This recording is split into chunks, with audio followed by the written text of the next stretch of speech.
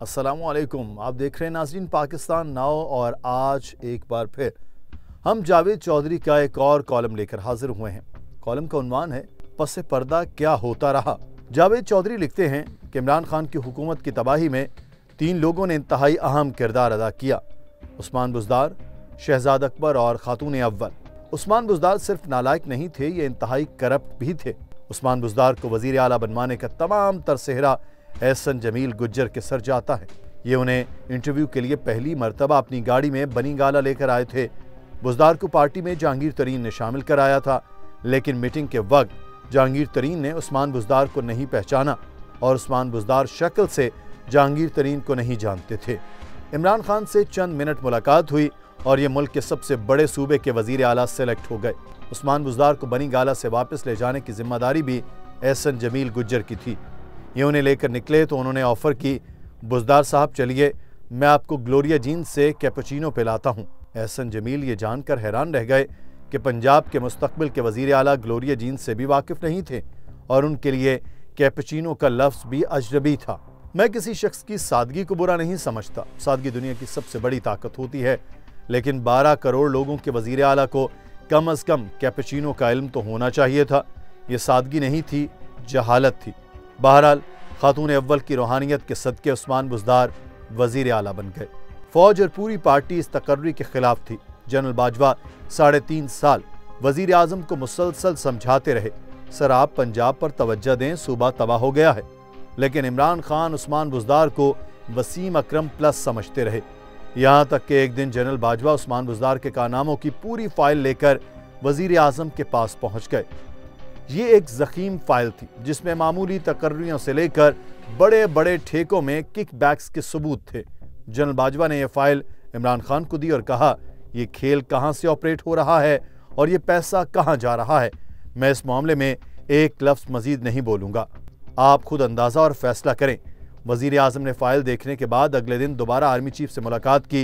ये पंजाब की corruption money की आखिरी मंजिल के बारे में मजीद मालूमात हासिल करना चाहते थे, मगर जावेद बाजवा का जवाब था, इवन नो वन वर्ड मोर। एस्टेब्लिशमेंट का ख्याल था कि ये सबूत काफ़ी हैं और वज़ीर आज़म अब यह सिलसिला बंद करा देंगे, मगर दूसरी तरफ खामोशी गहरी हो गई। जनरल बाजवा ने एक दिन वज़ीर आज़म को बताया कि सर हमारे कोर कमांडर्स के मातहत 3 GOC होते हैं, यह ऑफिसर्स रैंक में मेजर जनरल होते हैं। मेरा कोई कोर कमांडर अगर एक बार किसी GOC से मुतमईन ना हो तो मैं उसे फ़ौरन तब्दील कर दूंगा। ये अगर दूसरी मरतबा GOC की शिकायत करेगा तो मैं सोचने पर मजबूर हो जाऊंगा, और अगर ये तीसरी मरतबा किसी GOC की शिकायत करेगा तो इस बार GOC नहीं बदलेगा, कोर कमांडर तब्दील होगा। जबकि उस्मान बुज़दार अब तक 7 IG और 5 चीफ सेक्रेटरी तब्दील कर चुके हैं। क्या इन्हें 3.5 सालों में एक भी काम का चीफ सेक्रेटरी और IG नहीं मिला? सर मसला अफसरों में नहीं, बुज़दार में है। अगर आप अपनी हुकूमत चलाना चाहते हैं तो आप इसे तब्दील कर दें, मगर इमरान खान नहीं माने। ताहम ये एक बार बुज़दार को तब्दील करने के लिए राजी हो गए और जनरल बाजवा से मशवरा मांगा। जनरल बाजवा ने जवाब दिया, आपके पास 2 उम्मीदवार हैं, अलीम खान और चौधरी परवेज़ इलाही। अलीम खान के पास पैसा है और परवेज़ इलाही के पास पॉलिटिकल कैपिटल। आपको अगर अमीर वज़ीर आला चाहिए तो आप अलीम खान को बना दें, और अगर आप खुद को सियासी लिहाज से मजबूत करना चाहते हैं तो परवेज़ इलाही को मौका दे दें। फैसला बहरहाल आपने करना है। इमरान खान अलीम खान के लिए राजी हो गए। अलीम खान को फौरी तौर पर लाहौर से बुला लिया गया। मुबारकबादें भी हो गईं।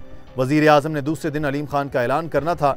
फवाद चौधरी ने रुखसत होते वक्त जनरल बाजवा से कहा, बॉस आप ज़्यादा खुश ना हों, दरमियान में एक रात भी है। वज़ीर आज़म ने अभी घर भी जाना है, ये फैसला सुबह तक बरकरार नहीं रहेगा। और दूसरी सुबह यही हुआ। इमरान खान का इरादा बदल गया। अलीम खान से ये बेइज्जती बर्दाश्त नहीं हुई। उन्होंने पार्टी के खिलाफ प्रेस कॉन्फ्रेंस कर दी। PTI ने उनकी ट्रोलिंग शुरू कर दी। अलीम खान ने इस पर धमकी दी, अगर आप बाज ना आए तो मेरे पास जो कुछ है वो मैं पब्लिक कर दूंगा। इसके बाद आज तक पार्टी की सीनियर क़यादत ने अलीम खान का नाम नहीं लिया। ज़राए का ख्याल है कि अलीम खान के पास भी ऑडियो और वीडियोस का ठीक ठाक ज़ख़ीरा मौजूद है और यह ज़ख़ीरा अब तक उनका दिफा कर रहा है। इमरान खान की हुकूमत का दूसरा बड़ा डिजास्टर शहजाद अकबर था। यह अखलाकी और मुआशी दोनों लिहाज से करप्ट इंसान था। एस्टेब्लिशमेंट वज़ीर आज़म को बार बार शहजाद अकबर के कारनामों के बारे में बताती रही, लेकिन वज़ीर आज़म की आंखों पर पट्टी बंधी हुई थी। ये इन सबूतों पर तवज्जो नहीं देते थे। यहां तक कि एक बार जनरल बाजवा ने अपना मोबाइल खोलकर वजीर आजम को शहजाद अकबर की एक वीडियो भी दिखा दी। शहजाद अकबर इस्लामाबाद की किसी सड़क पर गाड़ी में किसी खातून के साथ नाशाइस्ता हरकतें कर रहा था। गाड़ी से जरा दूर सीसीटीवी कैमरा लगा हुआ था। यह हरकतें उस कैमरे में रिकॉर्ड हो गई। वजीर आजम ने सबूत को भी इग्नोर कर दिया। वजीर आजम को जब आखिर में एहसास हुआ तो उस वक्त तक बहुत देर हो चुकी थी। शहजाद अकबर को 24 जनवरी 2022 को उसके ओहदे से हटा दिया गया और ये 17 अप्रैल को नई हुकूमत के एक अहम इत्तेहादी के जरिए मुल्क से बाहर चला गया। लेकिन इसके कारनामों की फसल पीटीआई 10-15 साल तक काटती रहेगी। एस्टेब्लिशमेंट खातून अव्वल के बारे में भी बार बार वजीर आजम को मुत्तला करती रही। जनरल बाजवा की खातून अव्वल से पहली मुलाकात वजीर आजम हाउस में हुई थी। वजीर आजम ने हुकूमत संभालने के बाद वजीर आजम हाउस को यूनिवर्सिटी बनाने का ऐलान कर दिया था और यह पीएम हाउस में मिलिट्री सेक्रेटरी के बंगले में रहते थे। वजीर आजम ने आर्मी चीफ और बेगम बाजवा को खाने की दावत दी। खाने की मेज पर 4 लोग थे, इमरान खान, जनरल बाजवा, खातून अव्वल और बेगम बाजवा।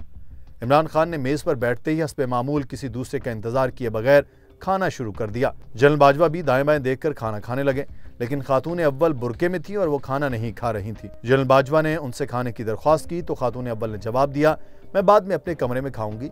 खाने के बाद वजीर आजम और जनरल बाजवा ड्राइंग रूम में आ गए और दोनों खवातीन जनाना हिस्से में चली गईं। वापसी पर रास्ते में बेगम साहिबा ने जनरल बाजवा से कहा कि आप अगर वजीर आजम को बचा सकते हैं तो बचा लें। जनरल बाजवा ने तफसील पूछी, लेकिन बेगम साहिबा ने इस मौजू पर मजीद बात करने से इनकार कर दिया। जनरल आसिम मुनीर 25 अक्टूबर 2018 को DGISI बन गए। ये भी वजीर आजम को मुख्तलिफ औकात में मुत्तला करते रहे। ये आखिर में वजीर आजम के पास सबूत भी लेकर गए, लेकिन वजीर आजम ने सबूत पर तवज्जो देने के बजाय DGISI की तब्दीली की ख्वाहिश जाहिर कर दी। वजीर आजम जनरल फैज हमीद को DG लगाना चाहते थे। जनरल बाजवा ने उन्हें समझाने की कोशिश की, सर फौज में अफसर कुछ नहीं होते, इदारा होता है। जनरल आसिम शानदार ऑफिसर हैं, आपका फैसला दुरुस्त नहीं। मगर इमरान खान नहीं माने। जनरल बाजवा हर फोरम पर कहते हैं कि फौज ने इमरान खान की मोहब्बत में 2 जनरलों के इमेज और 2 के करियर की कुर्बानी दी। ये जनरल कमर जावेद बाजवा, आसिम मुनीर, फैज हमीद और फैसल नसीर है। बहरहाल अल्लाह ताला को जनरल आसिम मुनीर की आर्जी पसंद आ गई और उसने वहां पहुंचा दिया जिसकी किसी को भी तवक्को नहीं थी। एस्टेब्लिशमेंट का ख्याल था कि हुकूमत के ज्यादातर अहम फैसले खातून अव्वल करती हैं। ये अगर इजाजत देंगी तो वजीर आजम दूसरे मुल्क का दौरा करेंगे और ये अगर वजीर आजम को बुला लेंगी तो ये मीटिंग से उठकर चले जाएंगे। वजीर आजम ने 3.5 सालों में बरतानिया का दौरा नहीं किया। क्योंकि खातून अव्वल नहीं चाहती थी इमरान खान लंदन जाएं और अपने बेटों से मुलाकात करें। एस्टेब्लिशमेंट ने एक बार बड़ी कोशिश करके 2021 में बरतानिया से वजीर आजम का इन्विटेशन मंगवाया, लेकिन वजीर आजम ने यह दौरा अचानक मुलतवी कर दिया।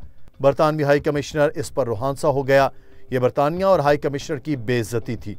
जनरल बाजवा ने इससे कहा, एक्सीलेंसी, वजीर आजम मेरा बॉस है, मैं इसे कैसे मजबूर कर सकता हूँ। वजीर आजम को समझाने की कोशिश भी की गई, मगर ये नहीं माने और यूं बरतानिया के साथ भी ताल्लुकात खराब हो गए। एस्टेब्लिशमेंट का ख्याल था कि ये फैसले खातून अव्वल कर रही हैं और वजीर आजम उनके जेर असर हैं।